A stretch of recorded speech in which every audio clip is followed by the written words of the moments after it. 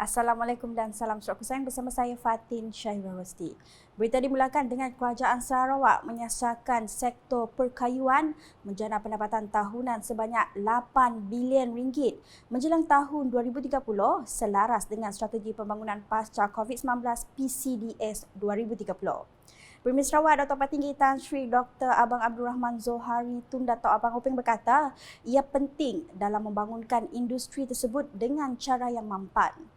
Menurut beliau, pematuhan ketat kepada keperluan pengurusan hutan ditekankan dengan memastikan semua lesen kayu hutan jangka panjang mesti diperakui di bawah kriteria dan petunjuk Malaysia dalam pengurusan hutan lestari NCNIS-FM menjelang 2025. The development of planted forests must be enhanced to produce high yield and good quality logs to accelerate growth for domestic timber downstream industry.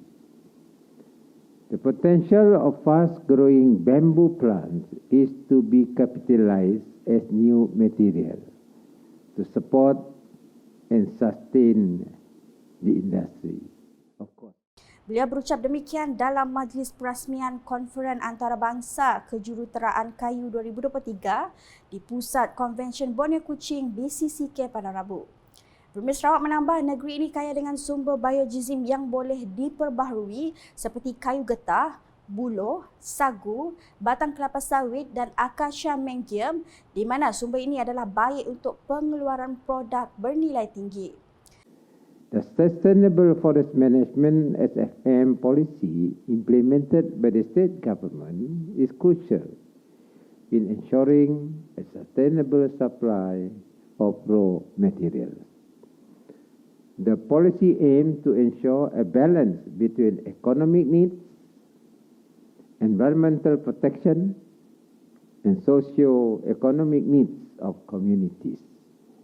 Tambah Dato' Patinggi Tan Sri Abang Zohari adalah penting bagi pemain industri menerima inovasi dan transformasi dengan bertukar daripada industri asas utama kepada industri pemprosesan nilai tambah tinggi dengan inovasi, automasi dan menerima pakai dasar revolusi perindustrian keempat negara IR 4.0 berasaskan perkayuan dalam menghasilkan produk bernilai tinggi untuk pasaran global. Terdahulu ketika berucap, Timbalan Premier Sarawak Dato' Amar Wan Tengah Ali Hassan berkata Kerajaan Sarawak menyasar untuk membangunkan hutan seluas 1 juta hektar menjelang 2025 bagi meningkatkan sumber bekalan kayu untuk industri pemprosesan hiliran tempatan pada masa depan. Katanya usaha meningkatkan nilai sumber kayu adalah selari dengan sasaran yang ditetapkan bagi industri perkayuan di bawah PCDS 2030 untuk menjana pendapatan ekspor tahunan sebanyak 8 bilion ringgit dalam usaha menjadikan Sarawak sebuah negeri maju menjelang 2030. Menurutnya, di bawah PCDS 2030, negeri ini meneruskan rancangan untuk membangunkan industri tambah nilai tinggi yang memberi tumpuan kepada engineered wood, perabot dan produk berasaskan buloh kerana ketersediaan bahan yang sesuai daripada hutan yang ditanam selain ia selaras dengan trend global untuk menggunakan lebih banyak engineered wood dalam industri bangunan dan pembinaan. Engineered wood has the potential to reduce carbon emission by replacing cement and steel in building construction. It is a sustainable and green construction material as it can store carbon and has a lower carbon footprint, which is in line with the current global agenda to address climate change and promoting green products to achieve environmental sustainability. Beliau menambah selain mempromosikan engineered wood dalam industri pembinaan dan bangunan, ia juga selaras dengan aspirasi kerajaan untuk memastikan kelestarian alam sekitar. Ujarnya lagi adalah penting bagi Sarawak untuk mempunyai pusat yang cemerlang untuk menjalankan penyelidikan dan pembangunan R&D dan ujian prestasi produk dalam usaha mengekalkan Sarawak sebagai salah satu pengeluar utama produk berasaskan kayu di rantau ini. Sementara itu, delegasi Kementerian Perdagangan dan Perindustrian MTI Singapura mengadakan kunjungan hormat terhadap Premier Sarawak di pejabat beliau di Dewan Undangan Negeri Dun Sarawak pada Rabu. Kunjungan itu diketuai Setiausaha Tetap Pembangunan MTI yang baru, Dr. Beh Swan Jin, yang mula menjawat jawatan tersebut pada 1 Mei lepas.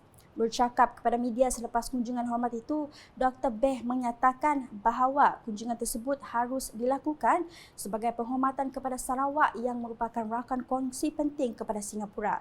I was very, very grateful to the Premier for making time to see me and to exchange views on how we can continue to cooperate and grow our partnership. Ke pengembangan seterusnya, Dun Sarawak meluluskan usul untuk melulus pencetakan semula Perlembagaan Negeri Sarawak. Speaker Dun Sarawak Tan Sri Dato' Amar Muhammad Asfi Awang Nasa meluluskan usul tersebut selepas mendapat sokongan majoriti dalam persidangan Dun Sarawak ke-19 pada Rabu. Terdahulu, Timbalan Premier Sarawak Dato' Ahmad Douglas Ugambas berkata, usul itu bertujuan memberi kuasa kepada pencetak kerajaan mencetak 10,000 salinan Perlembagaan Sarawak yang mengandungi semua pindaan sehingga 1 Januari 2023. I've duly given notice under the Dewan Standing Order to move the following motion, that this House resolve, pursuant to Article 42 of the Constitution of the State of Sarawak, to authorize the government printer to print up to 10,000 copies of the State Constitution, incorporating all amendments thereto up to the 1st of January 2023. Article 42 of the State Constitution requires that the printing of the Constitution must be authorized by a resolution of this August House. The Constitution is an important legal document. It is essential that the printing thereof be authorized by this August House to ensure it is printed only by the official government printer and what is printed represent the correct and authorized text of the Constitution. Katanya, kali terakhir Dun memberi kuasa pencetakan semula Perlembagaan Sarawak adalah pada tahun 2004. Manakala Kementerian Industri Makanan, Komoditi dan Pembangunan Wilayah Sarawak (MFICORT) telah melaksanakan pelbagai inisiatif untuk menggalakkan penggunaan teknologi pertanian moden di Sarawak. Timbalan Menterinya, Datuk Dr. Abdul Rahman Ismail berkata, inisiatif ini diambil selepas mendapati kadar penggunaan teknologi pertanian moden dalam kalangan masyarakat petani di Sarawak masih sangat rendah. Katanya antara inisiatif yang dilaksanakan seperti menyediakan latihan dan lanjutan mengenai pertanian moden, membangunkan Taman Pertanian Precision dan Taman Agroteknologi Sarawak (SARTEK) bekerjasama dengan sektor swasta dan institusi untuk membangunkan teknologi pertanian pintar serta memberi sokongan kewangan seperti geran dan pinjaman. My ministry has taken various initiatives to promote the adoption of modern agricultural technologies in Sarawak. Among the initiatives taken includes, number one, providing training and extension on modern agriculture. Number two, developing precision farming park and Sarawak Agro-Technology Park, SATEC. Number three, collaborating with private sector and institutions to develop smart agricultural technologies. And number four, providing financial support such as grant and loan. Thank you. Beliau berkata demikian bagi menjawab Ahli Dewan Undangan Negeri Adun Satok, Dato' Ibrahim Baki dalam persidangan Dun Sarawak ke-19 pada Rabu. Menjawab soalan tambahan, beliau berkata Kerajaan Sarawak telah meluluskan RM90 juta di bawah pembiayaan alternatif untuk menubuhkan 3 taman ladang precision yang akan dilaksanakan di Rampangi, Kuching, Sungai Sibu Bintulu dan Kabuloh Miri. Dalam pada itu, satu kajian bertajuk Restructuring and Elevation of the Native Courts of Sarawak telah dibuat untuk menghasilkan pelan induk bagi menstruktur semula dan menaik taraf status Mahkamah Bumi Putera Sarawak. Timbalan Menteri di Jabatan Premier Sarawak, Undang-Undang dan Adat Bumi Putera, Jefferson Jamit Unyat berkata, tujuan menaik taraf status mahkamah tersebut adalah untuk memastikan ia setaraf dengan mahkamah-mahkamah lain. Satu kajian bertajuk Restructuring and Elevation of Native Code of Sarawak telah dibuat untuk menghasilkan satu plan induk, master plan bagi menstruktur semula dan menaik taraf status Mahkamah Bumiputera Sarawak agar standing dengan Mahkamah Sivil dan Mahkamah Syariah. Beliau berkata demikian ketika menjawab adun Bukit Semuja John Ilus dalam persidangan DUN Sarawak ke-19 pada Rabu. Pada masa sama, Jefferson menjelaskan hasil kajian tersebut bakal dibentangkan dalam mesyuarat Majlis Kerajaan Negeri MMKN untuk pertimbangan sewajarnya sebelum tindakan susulan dibuat. Tambah beliau, cadangan yang diterima dari pihak konsultan adalah untuk menstruktur semula mahkamah sedia ada, iaitu dari peringkat ke-6 atau Tier 6 kepada struktur mahkamah peringkat ke-4 atau Tier 4.